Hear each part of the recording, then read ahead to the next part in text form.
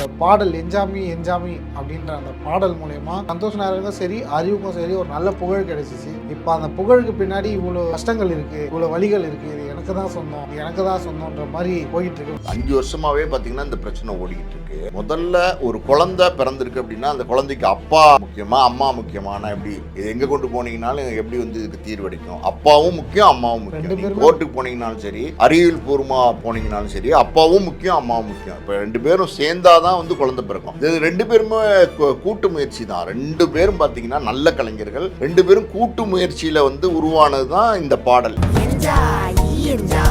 Rolling stone ஒரு ஆங்கில பத்திரிகை எஞ்சாமி பாட்டை பத்தி ஒரு ரிவ்யூ எழுதுறாங்க.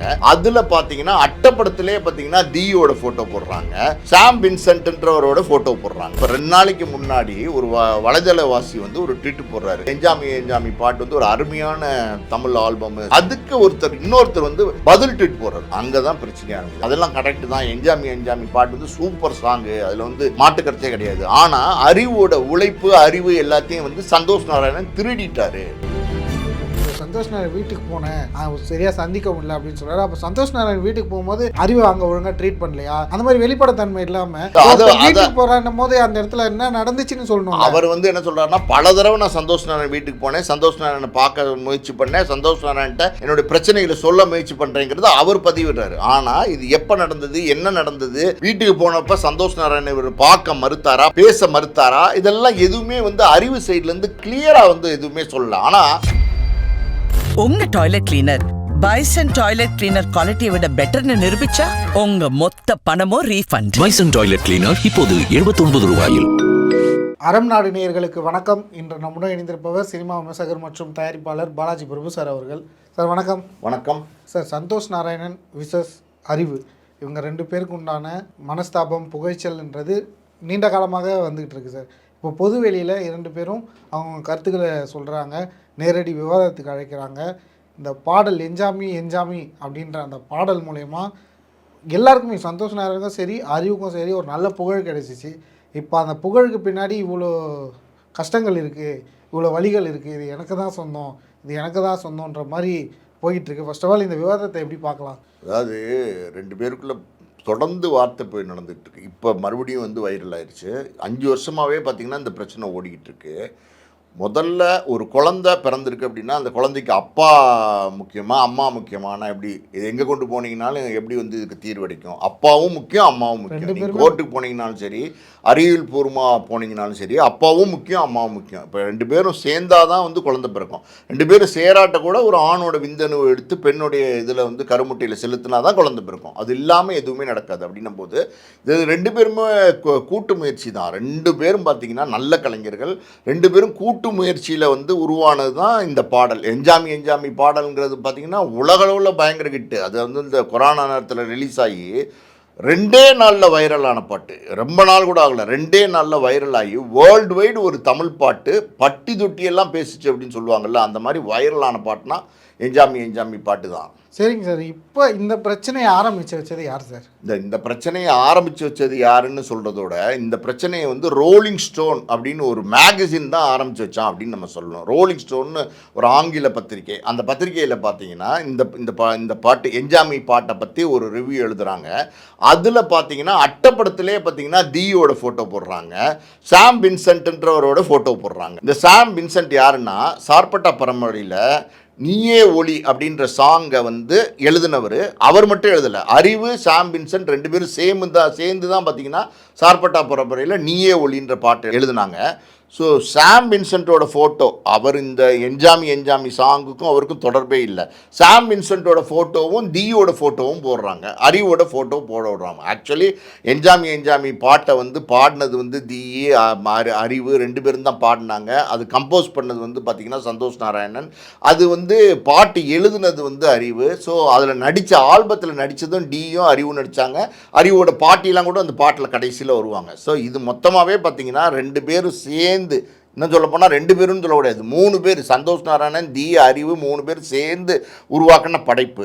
அந்த படைப்புக்கும் சாம் வின்சென்ட்டுக்கும் சம்மந்தமே கிடையாது. ஆனால் அவர் ஃபோட்டோவை போட்டு ஆங்கில இதில் தி ஃபோட்டோ போடுறாங்க, அறிவு ஃபோட்டோ விட்டுறாங்க. அதான் எல்லாருமே கேட்குறாங்க, அது எப்படி திட்டமிட்டு நீக்கப்பட்டுச்சா இல்லை சந்தோஷ் நாராயணன் சொல்லி தான் நீக்கப்பட்டுச்சான்ற மாதிரி பல சர்ச்சைகள் வருதுல்ல சார். இப்போ ஒரு ஆங்கில இப்போ தமிழ் மேகசின்னா ஓகே தெரியும் அவங்களுக்கு எல்லாமே. இப்போ ஆங்கில மேகசின்னா A to Z அவங்க எல்லாமே ரிசர்ச் பண்ணி தான் ஒன்று பப்ளிஷ் பண்ணுவாங்க. அப்படி நம்ம இப்போ திட்டமிட்டே அறிவு ஃபோட்டோவை நீக்கினதாக தான் சார் பார்க்க முடியுது.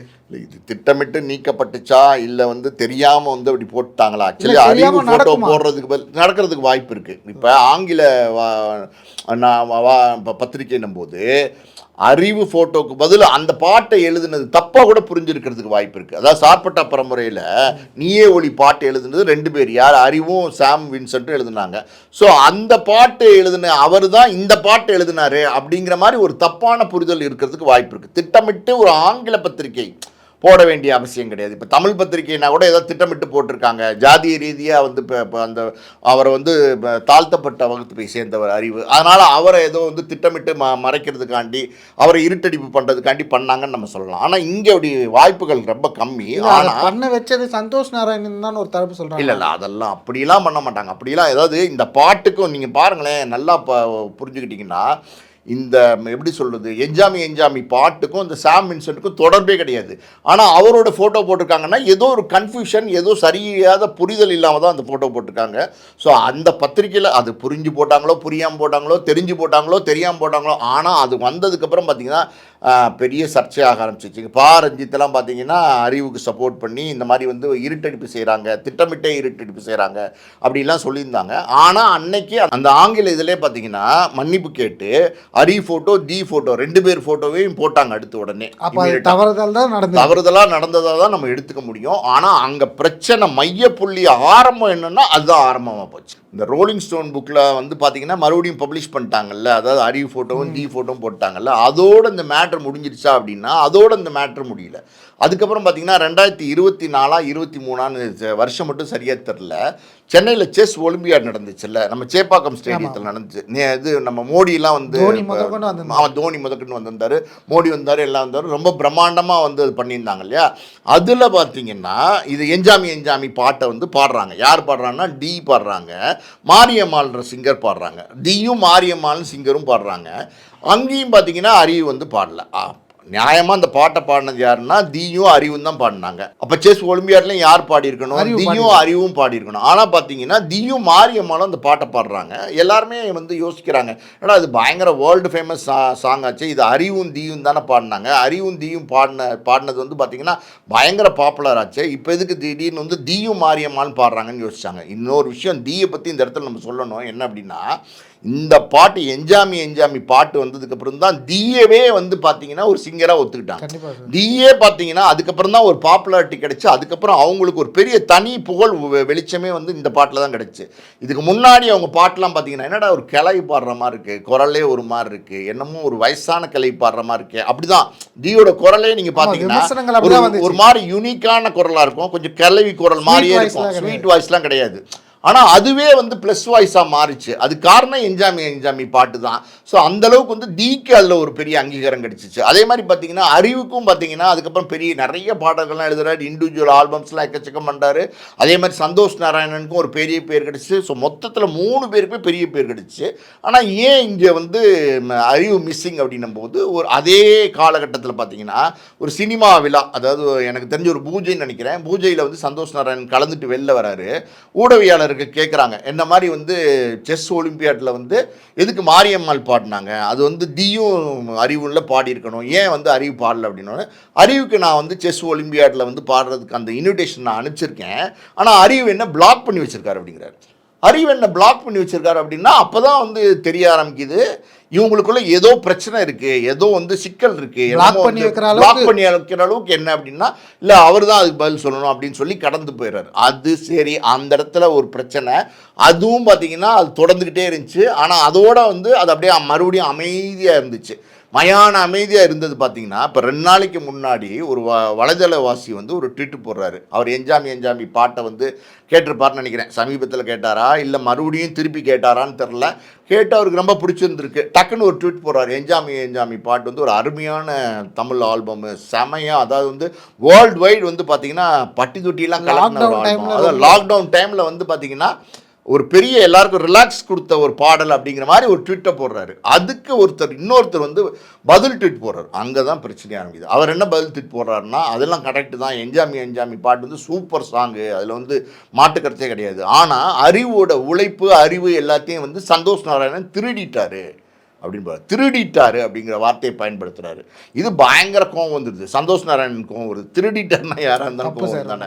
அந்த வார்த்தை வந்து ஹட் பண்ண தானே செய்யும். அப்போ சந்தோஷ் நாராயணன் உடனே அந்த அந்த அந்த நண்பருக்கு, அந்த வலதுலவாசிக்கு அவருக்கு பதில் சொல்றாரு. என்னன்னா, பொறுமையாக இருங்க, ஒரு பிரீத் எடுங்க, ஒரு ரெஸ்ட் எடுங்க தம்பி. இதில் என்ன நடந்துச்சுன்னு உங்களுக்கு தெரியாமல் பேசாதீங்க. இதில் வந்த வருமானம் எல்லாமே பார்த்தீங்கன்னா 3 பேர் நாங்கள் சமமாக பங்கிட்டுக்கிட்டோம். யார் 3 பேர்?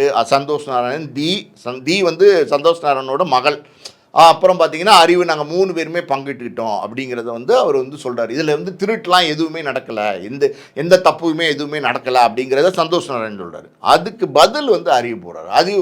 அறிவு என்ன பதில் போகிறார் அப்படின்னா, என்னோட உழைப்பை வந்து சுரண்டிட்டாங்க. நான் வந்து அந்த பாட்டு வந்து சாதாரணமாக ஒரு ஆல்பத்துக்கு எழுதின பாட்டு கிடையாது. என்னோட மண்ணோட வலி, என்னுடைய வாழ்க்கையோடைய வலி, என்னுடைய ரத்தம், சதை, நரம்பு எல்லாம் கலந்த ஒரு பாட்டாக தான் நான் எழுதியிருந்தேன். என்னோட பாட்டியோடைய வலி. அவங்க வந்து அவங்க பாட்டி இப்போ நீங்கள் கேள்விப்பட்டிருப்பீங்க, வள்ளியம்மாள். அவங்க வந்து பார்த்தீங்கன்னா வள்ளியம்மாள் பேராண்டின்னு கூட ஒரு ஆல்பம் விட்டுருக்காரு.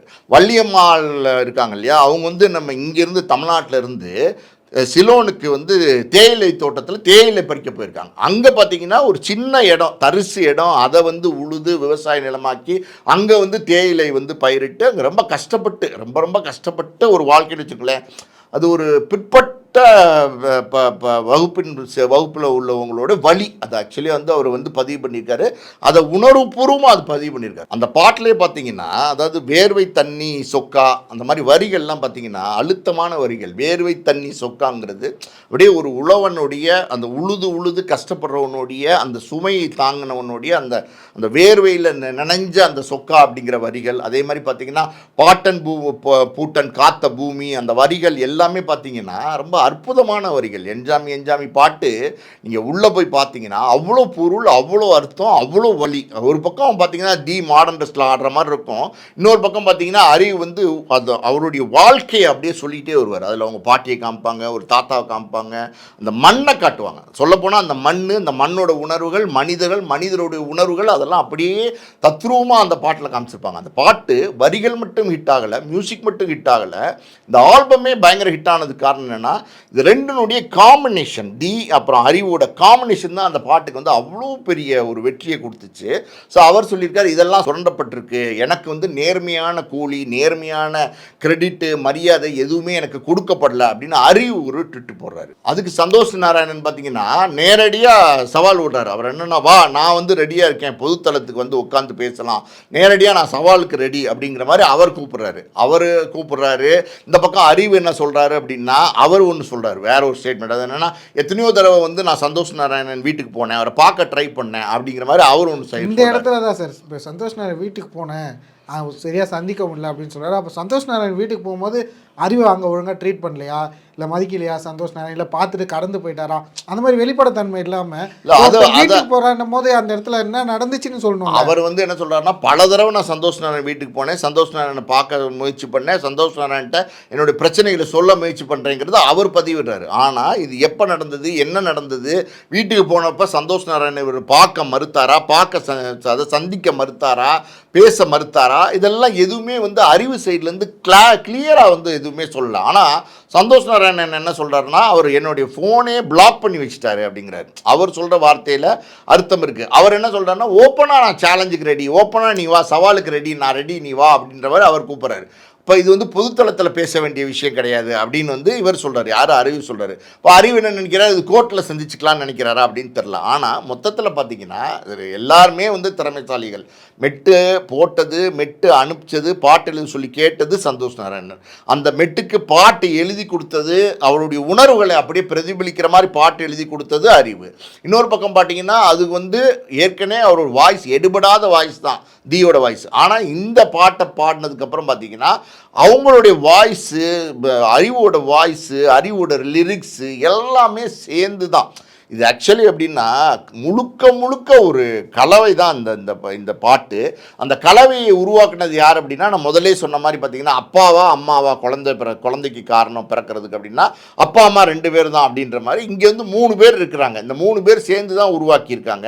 ஸோ இவங்களுக்குள்ள பெருசாக இப்போ பயங்கரமாக அடிதடி சண்டை அளவுக்கு பார்த்தீங்கன்னா வார்த்தை போர் பயங்கரமாக முத்தி போயிட்டுருக்கு. ஆனால் நியாயமாக என்ன அப்படின்னா எல்லாருடைய உழைப்பும் இருக்குது. சந்தோஷ் நாராயணன் உழைப்பும் இருக்குது, டியோட உழைப்பும் இருக்குது, அதே மாதிரி பார்த்திங்கன்னா அறிவோட திறமையும் இருக்குது, எல்லாமே இருக்குது. ஆனால் ஏன் இப்படி சண்டை போட்டுக்கிறாங்கன்னு தான் தெரிய மாட்டேன். இப்போ சந்தோஷ் நாராயணன் ஒரு பக்கம் அவருடைய வழியை பதிவு பண்ணுறாரு, இன்னொரு பக்கம் அறிவு பார்த்திங்கன்னா அதாவது இண்டிவிஜுவல் சிங்கர்ஸ் எல்லாம் இருக்காங்க இல்லையா, அவங்கெல்லாம் பார்த்தீங்கன்னா அக்ரிமெண்ட்லாம் கரெக்டாக பார்த்து போடுங்க, யார்கிட்ட அக்ரிமெண்ட் போடுறீங்க, என்ன அக்ரிமெண்ட் போடுறீங்க, என்ன டேர்ம்ஸ் போடுறீங்க, எல்லாத்தையும் வந்து தெளிவாக பார்த்து போடுங்க அப்படின்னு சொல்லியிருக்காரு. இதெல்லாம் வந்து எப்படின்னா அப்போ சந்தோஷ் நாராயணன் ஏமாற்றிட்டார் என்னங்கிற மாதிரி தான் அந்த பொருள் தான் இதில் வருது. ஸோ மொத்தத்தில் இதை நம்ம பார்க்கும்போது எப்படின்னா இவங்க 2 பேரில் யாரையும் ஏமாத்தலை. சந்தோஷ் நாராயணன் தெளிவாக சொல்கிறார், நான் ரெடி, உட்கார்றதுக்கு ரெடி, நேரடியாக பேசுவோங்கிறாரு. வந்த பணத்தை சமமாக பிரித்து கொடுத்துருக்கேன் அப்படிங்கிறாரு. இந்த பக்கம் அறிவு வந்து என்னை பார்க்க மறுக்கிறாருங்கிறாரு. மொத்தத்தில் இதெல்லாம் தேவையில்லாத ஈகோ கிளாஸ். ஒரு பக்கம் பார்த்தீங்கன்னா இதனால் சந்தோஷ் நாராயணன் அடுத்த அறிவோட பயணிக்கலை. அடுத்து சந்தோஷ் நாராயணன் பார்த்தீங்கன்னா வட சென்னையில் இருக்கிற நிறையா பசங்களை கூப்பிட்டு அவங்களுக்கு வாய்ப்பு கொடுத்துக்கிட்டு இருக்காரு. இந்த மாதிரி அதாவது இவர் ஒரு பக்கம் பார்த்தீங்கன்னா வள்ளியம்மா பேராண்டி, இத்தக்கு தும்மா அப்படின்னு நிறைய ஆல்பம்ஸ்லாம் போட்டு இவர் பயங்கர ஹிட் கொடுத்துட்ருக்காரு. இவருடைய லெவல் வேறு, அவருடைய லெவல் வேறு, தீயோட லெவல் வேறு, எல்லாம் ஓகே. ஆனால் 3 பேருமே 3 உயரத்தில் இருக்காங்க. மறுபடியும் 3 பேர் சேர்ந்து பயணித்தா எவ்வளோ நல்லாயிருக்கும். அதை வந்து இவங்க வந்து செய்ய தவறாங்க. ஒருத்தருக்கு ஒருத்தர் வந்து தேவையில்லாத இந்த ஈகோ கிளாஸு இதெல்லாம் விட்டுட்டு உட்காந்து பார்த்து 2 பேரும் நேருக்கு நேர் சந்தித்து பேசி இது என்னங்கிறத சரி பண்ணிக்கணும். இதெல்லாம் எப்படின்னா வர்ற போகிற சந்ததியர்களுக்கு இவங்களாம் நல்ல உதாரணமாக இருக்கணும். இவங்களாம் இதெல்லாம் பார்க்கும்போது என்னென்னு தோணும், ஒரு ஒரு ஒரு நல்ல ஒரு கலைஞனுக்கு அவன் சந்தேக பார்வை வர ஆரம்பிச்சிடும். ஓஹோ, நம்ம வந்து சரியாக அந்த அக்ரிமெண்ட் போட்டோமா வச்சோமான்னு வாய்ப்புகள் கூட தவறதுக்கு வாய்ப்பு இருக்குது. அதனால் இவங்க எல்லாம் உட்காந்து பேசி இதுக்கு ஒரு சுமூகமான முடிவை எட்டணும். இதுக்கு மேலே வளர்த்துட்டு போகக்கூடாது. நேரடியாகவே வார்த்தை போர் அப்படிங்கன்னா அந்தளவுக்கு போயிட்டுருக்கு. அது தேவையற்றது, தவிர்த்தா நல்லாயிருக்கும். எனிவே சார், இந்த சாங்கை பற்றி சொன்னீங்க. அந்த சாங்கில் கூட ஒரு லைன் வரும், நாய் நரி பூனைக்கு கூட இந்த ஏரி குளம் எல்லாம் சொந்தம் அப்படின்ற மாதிரி எல்லாருக்குமே எல்லாமே சமம் தான்ற போது இவங்க எழுதின பாட்டே இவங்களுக்குள்ள சமம் இல்லாமல் பல பிரச்சனைகள் போயிட்டுருக்கு. இந்த பாட்டை பற்றியே சொன்னீங்க, இவங்க சுமூகமாக முடிச்சுக்கிட்டு போகணுன்றதை பற்றியும் சொன்னீங்க. நேரம் தந்து பதிலளித்ததுக்கு நன்றி சார். நன்றி.